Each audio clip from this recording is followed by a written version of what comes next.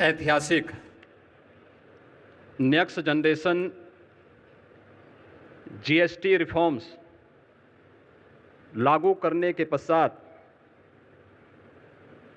प्रथम उत्तर प्रदेश आगमन पर दुनिया के सबसे लोकप्रिय राजनेता और देश के यशस्वी प्रधानमंत्री परम आदरणीय श्री नरेंद्र मोदी जी का मैं उत्तर प्रदेश के नागरिकों की ओर से हृदय से स्वागत करता हूं, अभिनंदन करता हूं। गरीब, किसान, महिला, युवा, मध्यम वर्ग, व्यापारी, लघु एवं कुटीर उद्योग सहित सभी वर्ग और समुदायों को दीपावली का यह बेहतरीन उपहार देने के लिए आदरणीय प्रधानमंत्री जी का हृदय से आभार। अपैरल और टेक्सटाइल, लेदर उत्पाद, हस्तशिल्प और कारपेट्स में उत्तर प्रदेश देश में शीर्ष स्थान पर है। बदलते वैश्विक आर्थिक परिवेश की चुनौतियों का सफलतापूर्वक सामना करने के लिए आदरणीय प्रधानमंत्री जी ने जीएसटी रिफॉर्म्स के माध्यम से एक बहुत ही महत्वपूर्ण और क्रांतिकारी कदम उठाया है। इसके लिए हम सब उत्तर प्रदेशवासी उनका हृदय से आभार व्यक्त करते हैं। हम सब इस बात को जानते हैं कि वन नेशन वन टैक्स जुलाई 2017 में लागू हुआ था। टैक्स के अलग अलग जो रूप थे, जो न केवल एक व्यापारी को बल्कि एक उपभोक्ता को भी न केवल परेशान करते थे बल्कि भारी उलझन में डालते थे। 2017 में उठाए गए उन कदमों के उपरांत उस समय जो 4 स्लैब्स थे, उनमें मुख्य रूप से 2 स्लैब्स ही अब इस नई सुधार के अंदर जीएसटी रिफॉर्म के माध्यम से हम सबको देखने को मिलेंगे। और इसमें न केवल अर्थव्यवस्था को मजबूती मिलेगी, पिछले 4 दिनों के अंदर हम लोगों ने इस बात का एहसास किया है कि मार्केट में एक नई जीवंतता देखने को मिली है। उपभोक्ता तेजी के साथ बाजार की ओर रुख किया है। क्या गरीब, क्या किसान, क्या श्रमिक, क्या व्यापारी,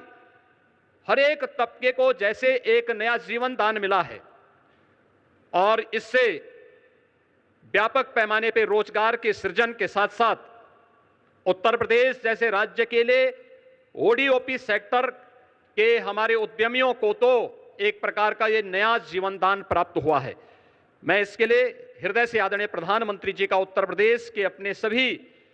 नागरिकों की ओर से, यहां के उद्यमियों की ओर से हृदय से आभार व्यक्त करते हुए आज के इस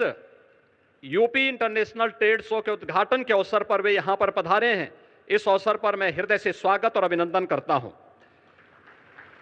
आज अंत्योदय के प्रणेता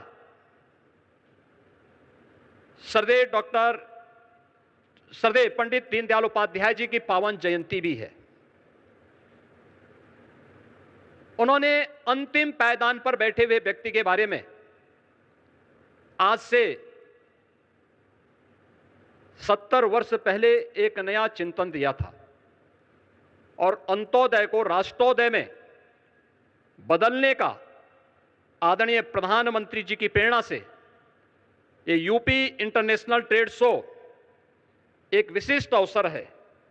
ये विशिष्ट अवसर केवल एक ट्रेड शो का नहीं बल्कि वर्तमान की उन आर्थिक चुनौतियों का सामना करने के साथ ही आत्मनिर्भर भारत के स्वदेशी मॉडल का और make in India, make for the world के उस प्रधानमंत्री जी के विजन का एक स्वरूप है, जिसका आज उद्घाटन करने के लिए स्वयं आदरणीय प्रधानमंत्री जी आज इस समारोह में पधारे हैं। मैं इस यूपी इंटरनेशनल ट्रेड शो आयोजन समिति की ओर से इस पूरे समारोह में उनका हृदय से स्वागत करता हूं। यूपी इंटरनेशनल ट्रेड शो का यह तीसरा संस्करण है और मुझे बताते हुए प्रसन्नता है कि इस समारोह में 80 देशों के 550 से अधिक बायर्स भी भाग ले रहे हैं और इसमें 2250 से अधिक एग्जीबिटर्स उत्तर प्रदेश के सभी 75 जनपदों से सहभागी बनकर के ब्रांड यूपी का उत्सव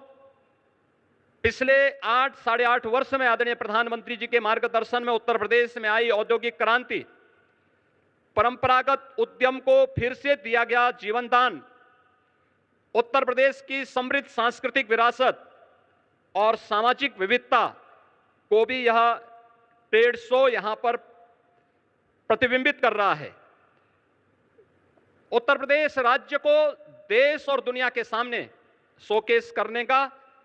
यह एक बेहतरीन प्लेटफॉर्म हम सबको प्राप्त हुआ है।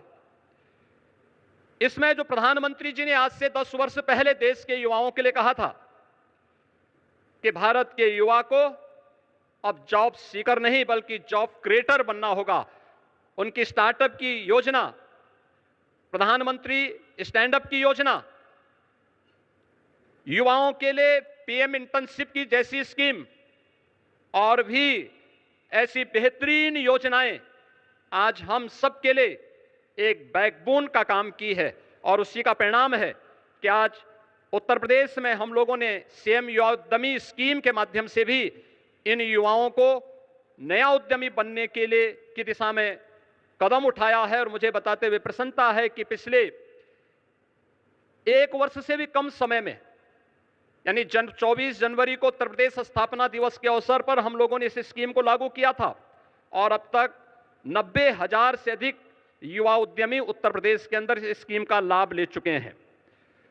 अंतिम उद्यम पंक्ति में खड़े अंतिम हुनरमंद कारीगर और हस्तशिल्पी के उत्थान के लिए अत्यंत संवेदनशील आदरणीय प्रधानमंत्री जी ने परंपरागत कारीगरों और हस्तशिल्पियों को पीएम विश्वकर्मा योजना उपहार में दी है। इसमें परंपरागत जो हमारे हस्तशिल्पी हैं, कारीगर हैं,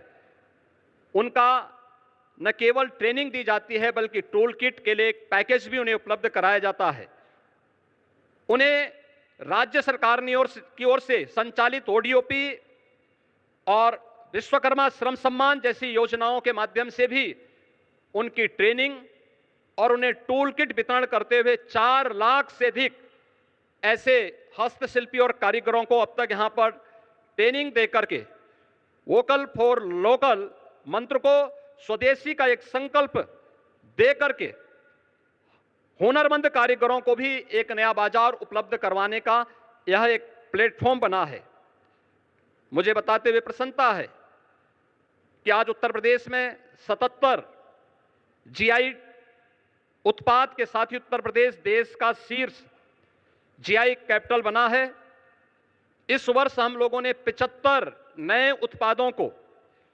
जीआई टैग प्राप्त करने के लिए आवेदन हम करने जा रहे हैं।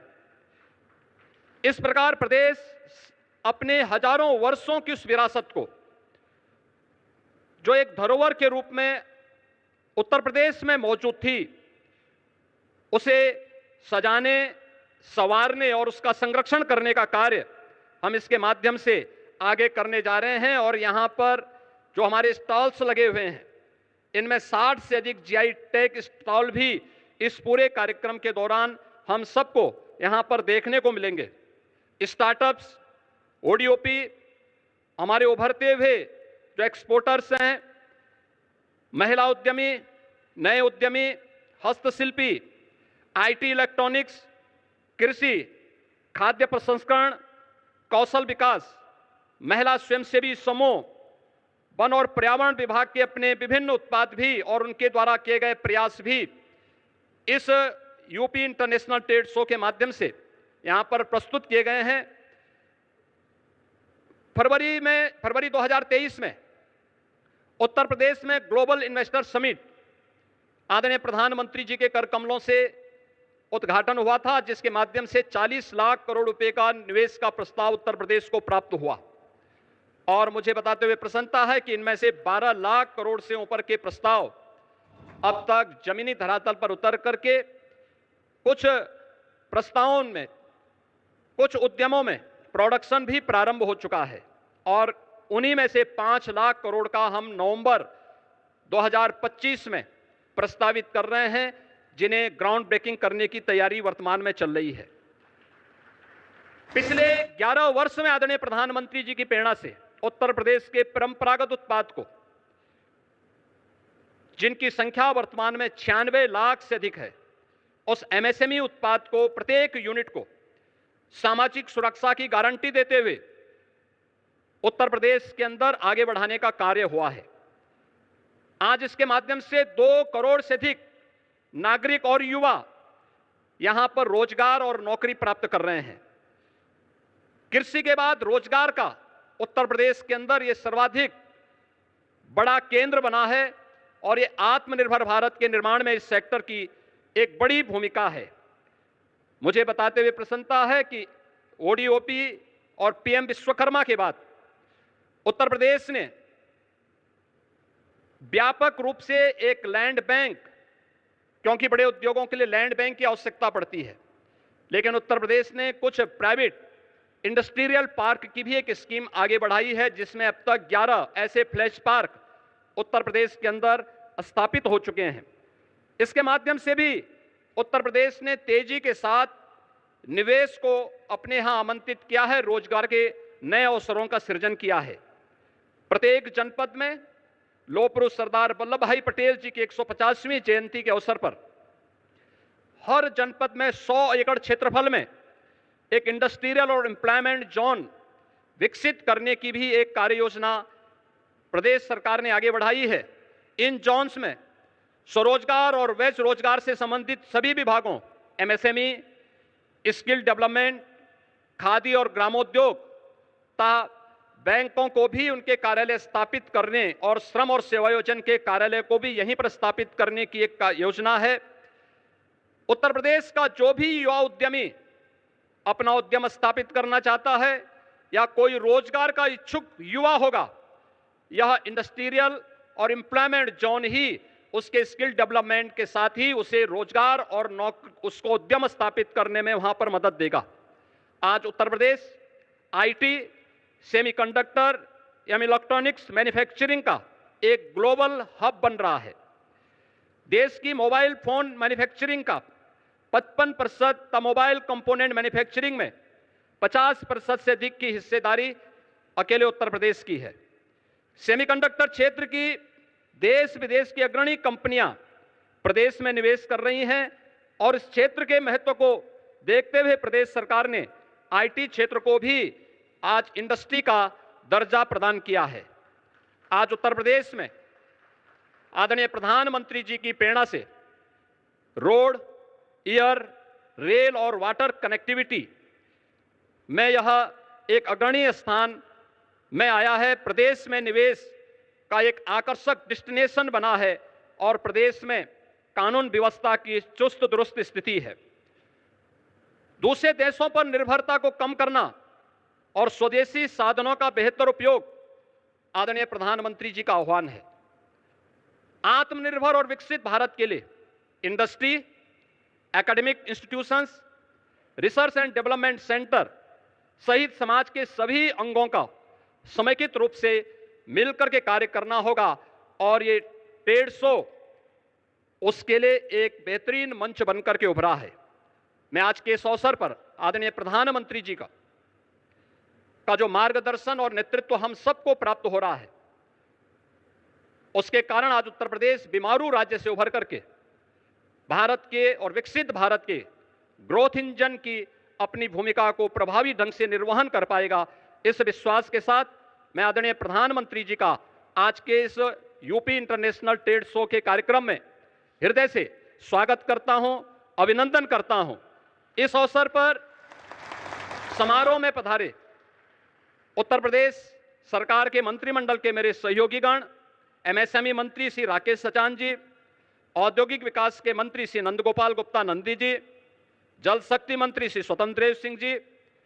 प्रदेश में पशुधन मंत्री श्री धर्मपाल सिंह जी, महिला और बाल विकास विभाग की मंत्री श्रीमती बेबी रानी मौर्य जी, प्रदेश के ऊर्जा और नगर विकास के मंत्री श्री ए.के. शर्मा जी, मत्स्य मंत्री डॉक्टर संजय निषाद जी, परिवहन राज्य मंत्री श्री दयाशंकर सिंह जी, प्रदेश के व्यवसायिक और कौशल विकास के मंत्री श्री कपिल देव अग्रवाल जी, समाज कल्याण मंत्री श्री असीम अरुण जी,